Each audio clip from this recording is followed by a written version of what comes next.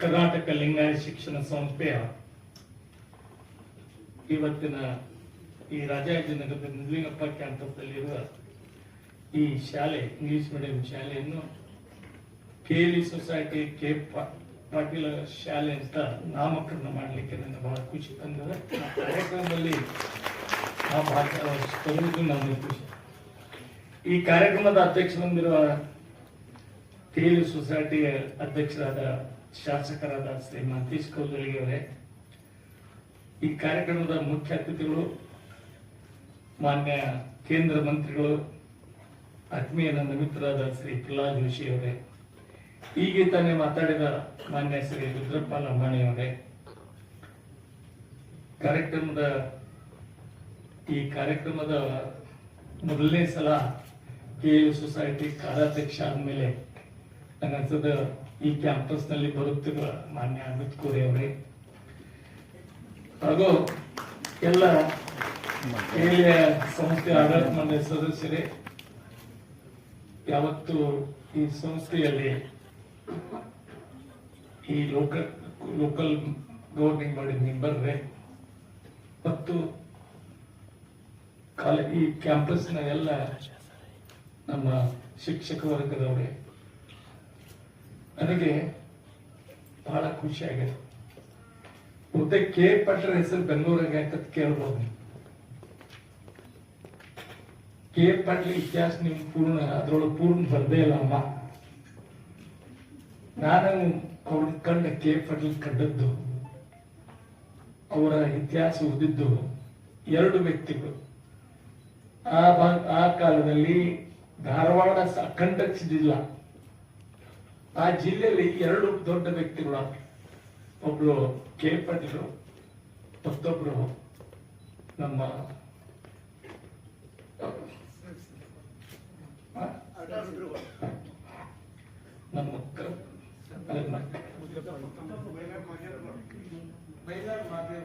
ಮಾಧವಪ್ಪ ಮತ್ತು ಕಂಬಳಿ ಸರ್ ಕಂಬಳಿ ಸಿದ್ದಪ್ಪ ಕಂಬಳಿ.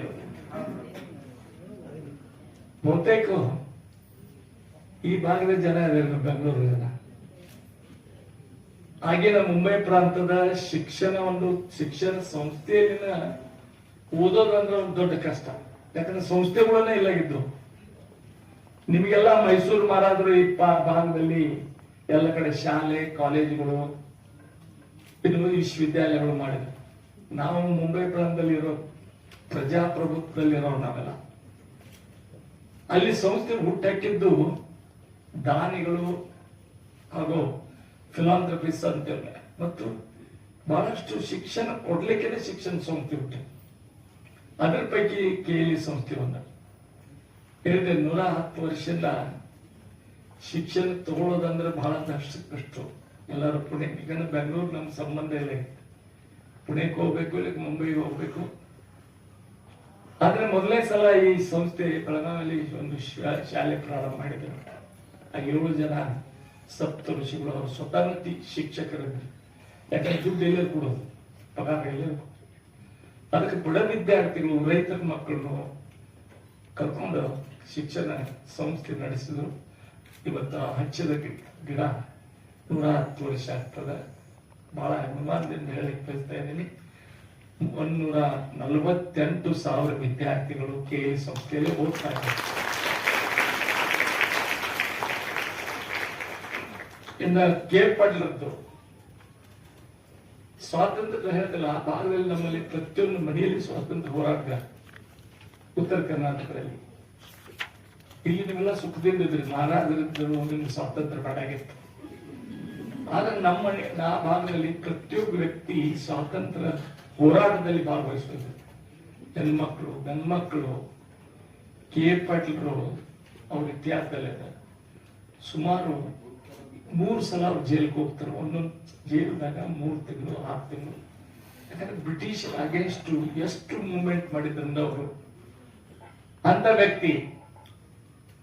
ಅದ ನಂತರ ಶಿಕ್ಷಣ ಇರ್ಬೋದು. 2 ಸಲ ಮುಂಬೈ ಪ್ರಾಂತದಲ್ಲಿ ಮಂತ್ರಿ ಆಗಿದ್ರು. 2 ಸಲ ಸರ್ ಕಂಬಳಿ ಅವರು ಹುಬ್ಳಿಯಿಂದ ಆರ್ಸಿ ಹೋಗ್ತಿದ್ರು. ಅವ್ರು ಶಿಕ್ಷಣ ಮಂತ್ರಿ ಆಗಿದ್ರು ಮುಂಬೈ ಪ್ರಾಂತ.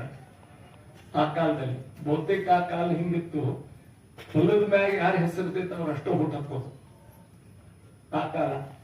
ಅಂದ್ರೆ ಉತ್ತಾರ ಈಗ ರೆಕಾರ್ಡ್ ಆಫ್ ಇರ್ತದ, ರೆಕಾರ್ಡ್ ಓಟ್ ಯಾರು ಹಾಕ್ಬೇಕಂದ್ರ ಅಂದ್ರೆ ಶ್ರೀಮಂತರ ಹಾಕ್ಬೇಕು. ಆ ಕಾಲ ಮುಂಬೈ ಪ್ರಾಂತದಲ್ಲಿ ಇತ್ತು. ಆದ್ರೆ ಇವರೆಲ್ಲ ಹಿಂದುಳಿದವರು, ಬಡವರು, ಇವ್ರ ಜೊತೆಗೆ ರೈತರ ಜೊತೆಗೆ ಹೋರಾಟ ಮಾಡಿ ಅದು 1952 ಅದ ಮೊದಲೇ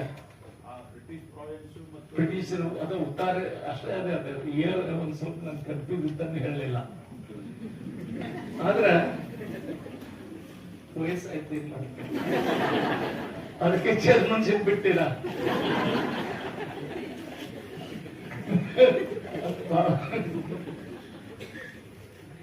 ನಾನು ಯಾಕೆ ಹೇಳೋದು, ಅವರು ಅಂತ ವ್ಯಕ್ತಿತ್ವ ಧಾರವಾಡ ಜಿಲ್ಲೆಗೆ ಬಹಳ ಜನ ಆಗಿ ಹೋದ್ರು. ಅದ್ರ ಬಗ್ಗೆ ಇವರಿಗೂ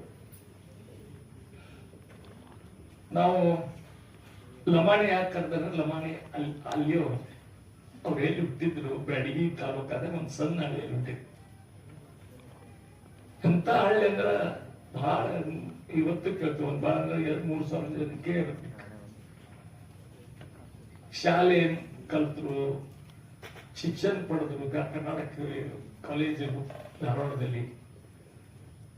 ಆದ್ರೆ ಆ ಕಾಲ ಶಾಲೆ ಕಲಿಯುಗಳ ಬರೇ ಸ್ವಾತಂತ್ರ್ಯದ ಹೋರಾಟದ ಕಡೆಗೂ ಲಕ್ಷ್ಯ ಇರ್ತಾವ ಗಾಂಧೀಜಿಯವರು.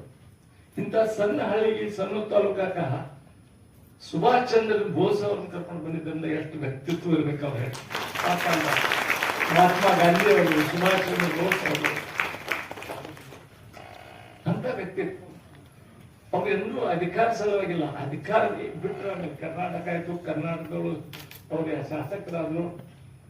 ಆಗಿನ ಪದ್ಧತಿ ನೋಡ್ಕೊಂಡು ಅವರು ಈ ರಾಜಕೀಯದಲ್ಲಿ ಏನ್ ಸಿಸ್ಟಮ್ ನೋಡಿದ್ರು, ಅವ್ರು ಬಹಳ ನಂದರದ್ದು ಪೂರ್ಣ ರಾಜಕೀಯ ಬಿಟ್ಟು ಸಮಾಜ ಸೇವೆ, ಹರಿಜನ ಕೇರಿ ಉದ್ಯೋಗ ಕೊಡೋದು, ಹರಿಜನ ಹೆಣ್ಮಕ್ಳಿಗೆ ಶಿಕ್ಷಣ ಕೊಡೋದು ತಿಳ್ಕೊಂಡು ರಾಣೆಬೆನ್ನೂರಲ್ಲಿ ಒಂದು ಶಿಕ್ಷಣ ಸಂಸ್ಥೆ ರಾಜರಾಜೇಶ್ವರಿ ಹೆಣ್ಮಕ್ಳ ಹೆಸರು. ಬರೀ ಹೆಣ್ಮಕ್ಳ ಶಾಲೆ ಇದ್ದು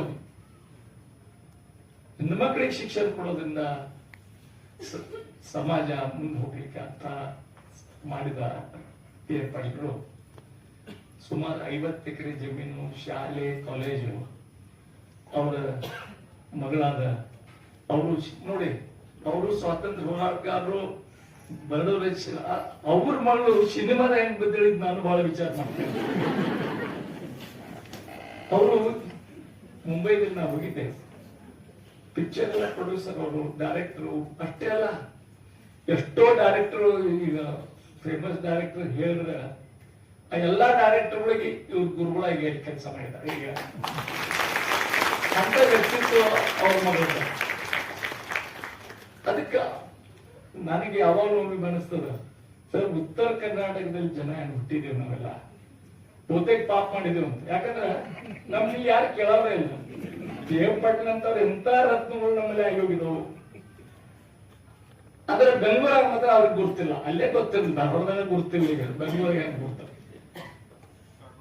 ಅದಕ್ಕೆ ಬೆಂಗಳೂರಾಗ ಅವ್ರ ಹೆಸರಿಟ್ರ ಇವ್ರಿಗೆ ಯಾರಪ್ಪ ಕೆ ಪಾಟ್ಲ ಜನ ಕೇಳಬಹುದು. ಅದ್ ತಿಳ್ಕೊಂಡು ನಾವು ಬೆಂಗಳೂರಲ್ಲಿನ ಶಾಲೆಗೆ ಅವ್ರ ಹೆಸರಿಟ್ಟರು. ಇವತ್ತು ಅವ್ರಿಗೆ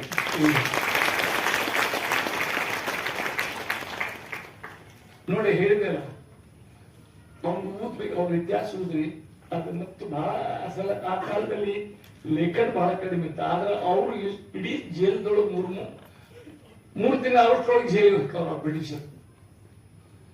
ಎಂತೆಂತ ಇದ್ರಾಗ ಹಾಕಿದ್ರ ಅವ್ರ ಈಗಿಂದಲೇ ಜೈಲ್ದವರು ಇವ್ ನೋಡ್ಬೇಕು, ಕಾಲಾಗ ಹಾಕಿ ಅಷ್ಟು ಅಲ್ಲಿ ಅವ್ರು ಜೈಲ್ದಾಗ ಕೂತ್ರು ಬರಿತಿದ್ರು. ಮಹಾತ್ಮ ಗಾಂಧಿ ಪತ್ರ ಬರಿತಿದ್ರು, ಸುಭಾಷ್ ಚಂದ್ರ ಬೋಸ್ ಅವ್ರಿಗೆ ಪತ್ರ ಬರಿತಿದ್ರು. ಅವ್ರ ಆತ್ಮೀಯ ಮಿತ್ರರಾದ ಮೊರಾರ್ಜಿ ದೇಸಾಯಿ ಮುಂಬೈ ಪ್ರಾಂತದ ಮುಖ್ಯಮಂತ್ರಿ ಇದ್ರು, ಆಮೇಲೆ ಪ್ರಧಾನಮಂತ್ರಿ ಆದ ನಮ್ಮ ದೇಶದ. ಅಂತ ವ್ಯಕ್ತಿತ್ವ ಹೊಂದಿರುವ ಕೇರ್ಪಡಿಗಳು ನಾವು ಇಲ್ಲಿ ಬೆಂಗಳೂರಲ್ಲಿ ಇಡಬೇಕಂತ KL ಸೊಸೈಟಿಯವರು. ಯಾಕಂದ್ರೆ ಅಲ್ಲೆಲ್ಲ ಧಾರವಾಡ ಜಿಲ್ಲಾದಾಗ ಬಹಳಷ್ಟು ಅವ್ರದ್ದು ಪರಿಚಯ, ಬಹಳಷ್ಟು ಶಿಕ್ಷಕರು ಅವ್ರು ತಯಾರು ಮಾಡಿದ್ದಾರೆ ರಾಜಕೀಯವಾಗಿ. ಆದ್ರೆ ಅವ್ರಿಗೆ ಒಂದು ನಾ ಇತಿಹಾಸ ನೋಡ್ತಾ ಇದೆ. ಈಗಿನ ರಾಜಕೀಯ ಹೊಟ್ಟೆ ಅವ್ರ ವಿಷಯದಲ್ಲಿ, ಯಾಕಂದ್ರೆ ಎಲ್ಲ ಕಡೆ ಕರಪ್ಷನ್ ಅದು ಇದು ಅಂತ ತಿಳ್ಕೊಂಡು ಅವ್ರು ರಾಜಕೀಯ ಬಿಟ್ಟು ಸನ್ಯಾಸಿನಾಗಿದ್ದವ್ರು ಹೇಳಿದ್ರ ಕರ್ಣ ಸನ್ಯಾಸಿ ಆಗಿದೆ. ಅಂತ ವ್ಯಕ್ತಿತ್ವಕ್ಕೆ ಪಾಟೀಲ್ ಇಲ್ಲಿ ನಮ್ಗೆ ಇರ್ಲಿಕ್ಕೆ ಬಹಳ. ಮತ್ತೆ ನಿಮ್ಗೆಲ್ಲ ಗೊತ್ತದೆ ಕೇಳಿ ಅವರು ದಾನಿಗಳ ಮುಖಾಂತರ ಸರ್ ಲಿಂಗರಾಜ್ ಅವ್ರು ಇರ್ಬೋದು, ರಾಜಾ ಲಖನ್ಗೌಡ್ ಇರ್ಬೋದು, ಭೂಮರೆಡ್ಡಿ ಅವರು ಇರ್ಬೋದು. ದಾನ ಅಂದ್ರೆ ಏನು? ದಾನದಿಂದ ಬೆಳೆದ ಸಂಸ್ಥೆ, ದಾನಿಗಳಿಂದ ಬೆಳೆದ ಸಂಸ್ಥೆ. ಆ ಪರಂಪರೆ ಇವತ್ತು ನಾವು ಇಟ್ಕೊಂಡಿದ್ದೀವಿ. ಆ ಪರಂಪರೆ ಇವತ್ತು ನಮ್ಮ ಉತ್ತರ ಕರ್ನಾಟಕದ ದಾನ ಕೊಡು ಜನ ವರ್ಷ ನಿಮ್ಗೆ ಹರ್ಷ ನಮ್ಗ ಗೊತ್ತಾಗೋದು. ಮೊನ್ನೆ ಒಬ್ಬ ರಾಣೆಬೆನ್ನೂರದಾಗ ಸರ್ ಹೋದ ವರ್ಷ ಮದುವೆ ಆಗಿಲ್ಲ, ಅವನು ಟೀಚರ್. ಅವ್ನು ಇಡೀ ಜೀವನದಲ್ಲಿ ಅವನು ಗೌರ್ಮೆಂಟ್ ಟೀಚರ್ ಆಗಿ ಎಷ್ಟು 30-35 ಲಕ್ಷ ರೂಪಾಯಿ ಬ್ಯಾಂಕ್ನಾಗ ಸೇವಿಂಗ್ ಮಾಡಿ ಅವರು ಅವ್ರ ಜಮೀನು ಒಂದು 16 ಎಕರೆ ಹಳ್ಳಿಯೊಳಗೆ ಜಮೀನು. ಅವರು ಹಜಾರಾಗಿ ಬಹಳ ಶೇಕ್ ಆಗಿ ಧಾರವಾಡ ಹಾಸ್ಪಿಟಲ್ ಆಗಿದ್ದರು. ಅವರು ವಿಲ್ ಬರ್ತಿದ್ರು, ಯಾರಿಗೂ ಗೊತ್ತಿಲ್ಲ. ಇಡೀ ಸಂಸ್ಥೆ ನನ್ನ ದುಡ್ಡು KG ಸೊಸೈಟಿಗೆ ಹೋಗ್ಬೇಕು ನೋಡಿ, ಅಂತ ದಾನಿಗಳು. ಆ ದಾನ ಲಿಸ್ಟ್ ಒಳಗ ನಮ್ಮ ಕೆ ಪಾಟೀಲ್ ಅವರ ಮಗಳಾದ ಅನುರಾಜ ಪಾಟೀಲ್ ಅವರು ಹೇಳಿದೆ, ಮುಂಬೈಗೆ ಅವ್ರು ಸೆಟ್ಲ್ ಆದ್ರು. ಆದ್ರೆ ಇವತ್ತು ಕೆ ಪಾಟೀಲ್ ನಾವು ಮರ್ಲಿಕ್ಕೆ ಸಾಧ್ಯ ಇಲ್ಲ, ನಮ್ಮ ಭಾಗ ಮರ್ಲಿಕ್ಕೆ ಸಾಧ್ಯ ಇಲ್ಲ, ನಮ್ಮ ರಾಜ್ಯ ಮರ್ಲಿಕ್ಕೆ ಸಾಧ್ಯ ಅಂತ ಹೇಳಿ ಮತ್ತೊಮ್ಮೆ ಅವರಿಗೆ ನಾನು ದಾನ ಎಷ್ಟು ಕೊಟ್ಟಿದ್ದಂದ ಇವತ್ತು ನಾವು ಕೊಟ್ಟ ದಾನ ಕಿಮ್ಮತ್ ಅಂದ್ರೆ ರೊಕ್ಕದ್ದಿಲ್ಲ. ನಿಮ್ಗೆ ಉದಾಹರಣವಾಗಿ ಹೇಳ್ತೀನಿ, ಸುಮಾರು 250ರಿಂದ 300 ಕೋಟಿ ಆಸ್ತಿ ಸಂಪೂರ್ಣ ಕೇಳಿ ಕೊಟ್ಟದ್ದು. ನಾವು ಎಷ್ಟು ಅವರಿಗೆ ಇದು ಮಾಡಿದ್ರೆ, ಅವ್ರ ಮಗಳಿಗೆ ಅವರು ಬೀಗರು ಗದಗ್ ಇಂಜಿನಿಯರ್, ಅವರೆಲ್ಲ ಬಹಳಷ್ಟು ಇಲ್ಲ ಕೇಳಿ ಕೊಡ್ಬೇಕಂತ ತಿಳ್ಕೊಂಡು ಬಹಳಷ್ಟು ಬಂದು ನಮ್ಮ ಕಡೆ ಮಾತಾಡಿ ಸಂಸ್ಥೆ ಅಲ್ಲಿ ನಾವು ಬೆಳೆಸ್ತಾ ಇದ್ದೇವೆ. ಬಹಳ ಉತ್ತಮವಾದ ಸಂಸ್ಥೆ ಆಗಿದೆ. ಅವ್ರಿಗೆ ಮತ್ತೊಮ್ಮೆ ನಾನು ಕೆ ಪಾಟೀಲ್ ನಮನ ಮಾಡಿ ಮಾನ್ಯ ಶ್ರೀಮತಿ ಅರುಣಾರಾಜ್ ಅವರಿಗೆ ಮತ್ತೊಮ್ಮೆ ಅವರಿಗೆ ಎಲ್ಲ ಕುಟುಂಬದ ಜನರಿಗೆ ನಾ ಇಲ್ಲಿ ಬಹಳಷ್ಟು ಅವ್ರ ಕುಟುಂಬ ಜನ ಬಂದಿದ್ದಾರೆ, ಅವರಿಗೆ ವಂದನೆ ಹೇಳಿ ನಾನು 2 ಮಾತು ಮುಗಿಸ್ತೀನಿ. ನಮಸ್ಕಾರ.